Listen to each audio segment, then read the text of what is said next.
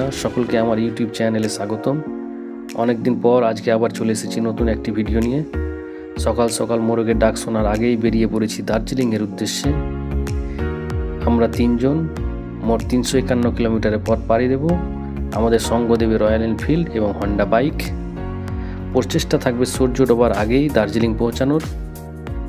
আমাদের total 4 night এবং 5 ডেজের programme.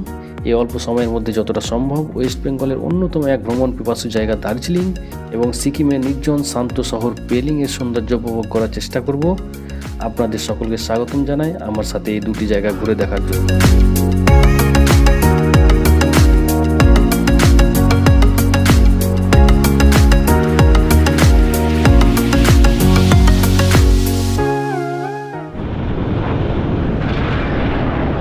ভোরবেলা অন্ধকার থাকার জন্য ভিডিও রেকর্ডিং করা হয়নি। সকাল প্রায় 8টা নাগাদ আমরা রায়গঞ্জ পৌঁছে যাই। সেখানে আমাদের কো রাইডারের সাথে মিট আপ হয়। সে একদিন আগেই কলকাতা থেকে রওনা দিয়ে রায়গঞ্জে নাইট স্টে করে। সেখান থেকেই মূলত আমি আমাদের ভ্রমণের সৌন্দর্যকে গোপুরের মধ্যে আবদ্ধ করা শুরু করি। মাঝ রাস্তায় 1-2 বার দাঁড়িয়েছিলাম প্রাকৃতিক ডাকে সাড়া দিতে এবং কিছু জল খাবার গ্রহণ করতে। NH-12-এর সুন্দর রাস্তা এবং দুই ধারে সবুজ ক্ষেতের সৌন্দর্য উপভোগ করতে করতে আমরা এগিয়ে যাচ্ছি গন্তব্যের উদ্দেশ্যে। আর কিছুক্ষণের মধ্যে আমরা শিলিগুড়ি পৌঁছে যাব। দেখতে পাচ্ছেন দুই ধারে চা বাগান। এটাই বলে যে শিলিগুড়ি আর দূর নাই। চা বাগানে দাঁড়িয়ে আমরা অলরেডি একবার ফটোশ্যুট করে নিয়েছি। আপনারা যদি পার্সোনাল ভেহিকেলে আসেন তবে অবশ্যই এই চা বাগানের পাশে দাঁড়িয়ে মনের ডায়েরিতে কিছু স্মৃতি লিখে রাখার চেষ্টা করবেন।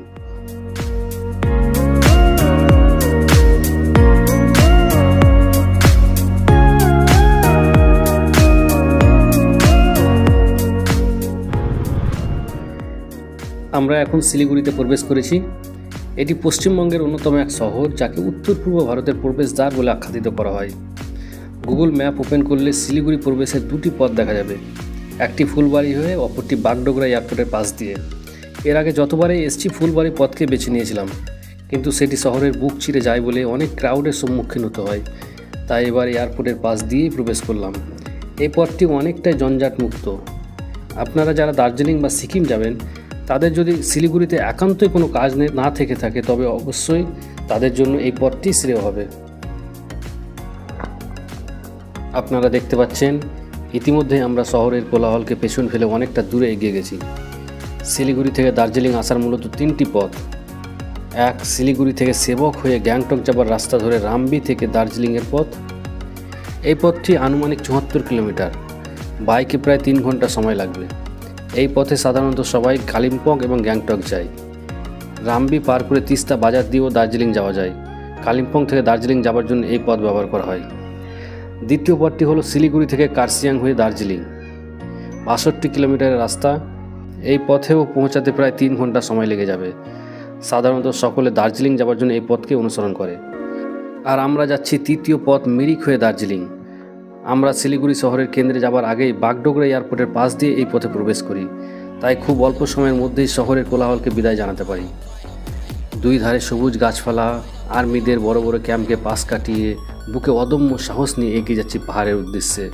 এগিয়ে যাচ্ছি ছোটোবেলায় ভূগোল বইয়ে পড়া দার্জিলিংয়ের সমস্ত কিছু নিজের চোখে ক্যামেরাবন্দি করে নিতে।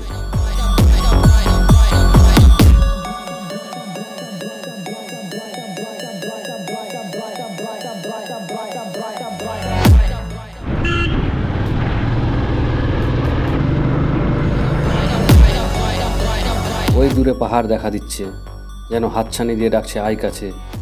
পাহাড় এবং সমতল ভূমির এই মিলনস্থলে বুকের মধ্যে এক আলাদাই আলোড়ন সৃষ্টি করে। প্রকৃতির দুটি রূপ একে অপরের সাথে এমনভাবে মিশেছে যেন তারা আলিঙ্গনরত। প্রকৃতি থেকে মনে পড়ে যায় ছোটোবেলায় পড়া জীবনানন্দ দাশের সেই বিখ্যাত কবিতা, বাংলার মুখ আমি দেখিয়াছি, তাই আমি পৃথিবীর রূপ খুঁজিতে যাই না আর।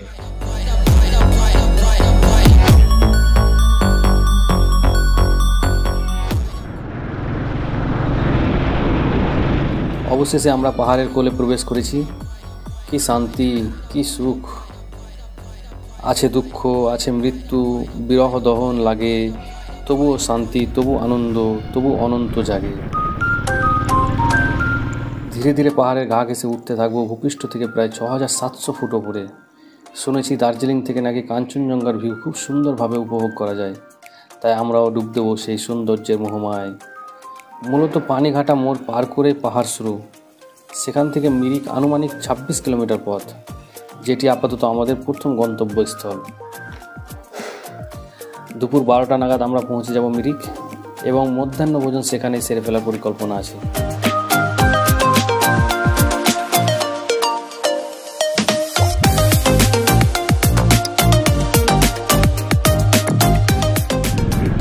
পাহাড়ের গা ঘেঁষে গড়ে উঠেছে কত সুন্দর সুন্দর গ্রাম এবং রাস্তার পাশে তৈরি হয়েছে দূর থেকে আসা ট্যুরিস্টদের জন্য ছোট্ট ছোট্ট দোকান। মাঝে মাঝে সেগুলোতে দাঁড়িয়ে খেয়ে নিচ্ছি চা, কফি, মোমোস, সাথে নিচ্ছি বিশ্রাম। পাহাড়ে বাইক খুব জোরে চালানো যায় না, কারণ পাহাড় কেটে রাস্তা তৈরি, তাই পথগুলি হয় আঁকাবাঁকা। 40 থেকে 50-এর স্পিডে বাইক ছুটতে থাকে। আমাদের এই ট্রিপের কোনো প্রি প্ল্যান নেই, শুধু ভেবেছি দার্জিলিং আর পেলিং যাব। আমাদের আজকে তথা ফার্স্ট নাইটে শুধু হোটেল বুকিং করা আছে, বাকি দার্জিলিংয়ে কতদিন থাকবো, কবে দার্জিলিং থেকে বেরোবো কোনো প্ল্যান নেই। যখন যেখানে মন চাইবে বেরিয়ে পড়বো। তাই আমাদের ফার্স্ট নাইট বাদে অন্য কোনো দিনের কোথাও হোটেল বুকিং করা নাই। পরন্ত দুপুরে আমরা মিরিক পৌঁছে গেছি। সমুদ্রপৃষ্ঠ থেকে মিরিক 4905 ফুট ওপরে অবস্থিত, কিন্তু এখন অবধি ঠান্ডার আমেজ গায়ে ধরেনি। প্রচণ্ড খিদা লেগেছে। এখানে ফ্রেশ হয়ে প্রথমে পেট পুজো করব, তারপর ঘুরে দেখব মিরিক লেক।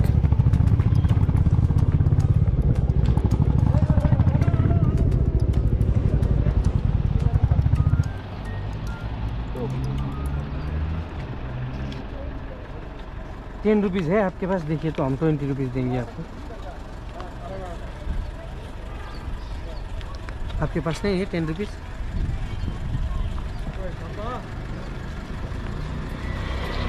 ओके, एक ही मिनट दे दिया। हाँ हाँ,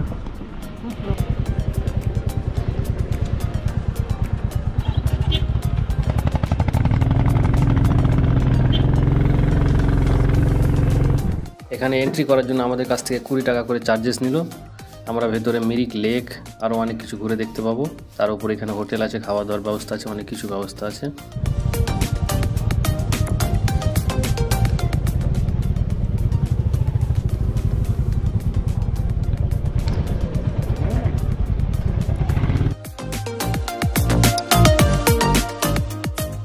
এই হচ্ছে মিরিক লেকের সুন্দর ভিউ।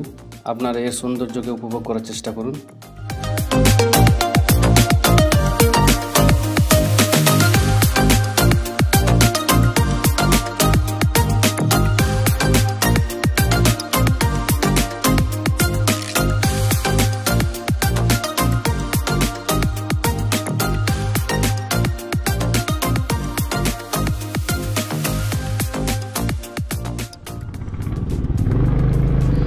আমরা ইতিমধ্যে মিরিক থেকে বেরিয়ে পড়েছি।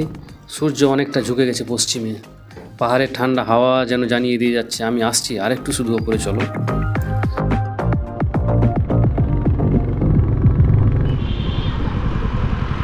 Welcome to Darjeeling. আমরা এখন দার্জিলিংয়ে। সন্ধ্যা নামার অনেক আগেই আমরা পৌঁছে গেছি এখানে। পাশের রেল লাইনগুলো দেখতে পাচ্ছেন, এগুলো হলো দার্জিলিংয়ের সেই বিখ্যাত টয় ট্রেনের লাইন। ঠান্ডা লাগছে, বাট সে হাড় কাঁপানো ঠান্ডা না। সূর্য ডোবার পর ঠান্ডা লাগতে শুরু করবে নিশ্চয়ই।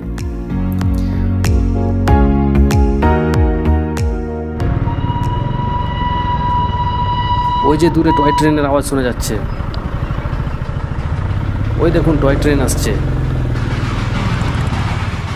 ছোটবেলায় কত শুনেছি এই টয় ট্রেনের গল্প, আজ দেখে নিলাম নিজের চোখে।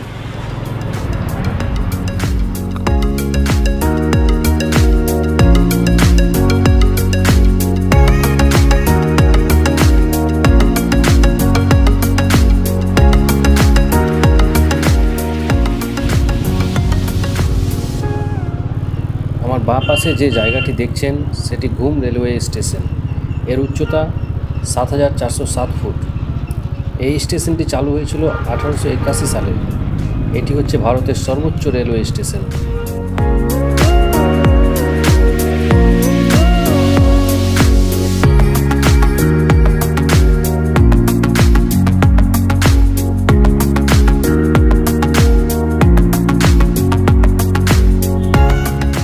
ফাইনালি আমরা পৌঁছে গেছি হোটেল। আমাদের আজ রাতের ঠিকানা হোটেল পিঙ্ক মাউন্টেন। দার্জিলিংয়ের রুম ভাড়া খুব একটা বেশি না, সস্তায় অনেক হোটেল পাওয়া যায়, কিন্তু সব জায়গায় পার্কিং থাকে না, তাই আমরা পার্কিংয়ের ব্যবস্থা আছে এমন দেখে হোটেল বুক করেছি।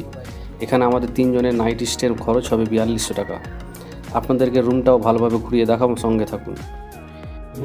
এন্ট্রির সময় সাথে লাগেজ থাকার দরুন ভিডিও করা হয়নি। একবার বাইরে থেকে ঘুরে এসে রুমের ভিডিও করেছি, সেটা আপনাদেরকে দেখাচ্ছি।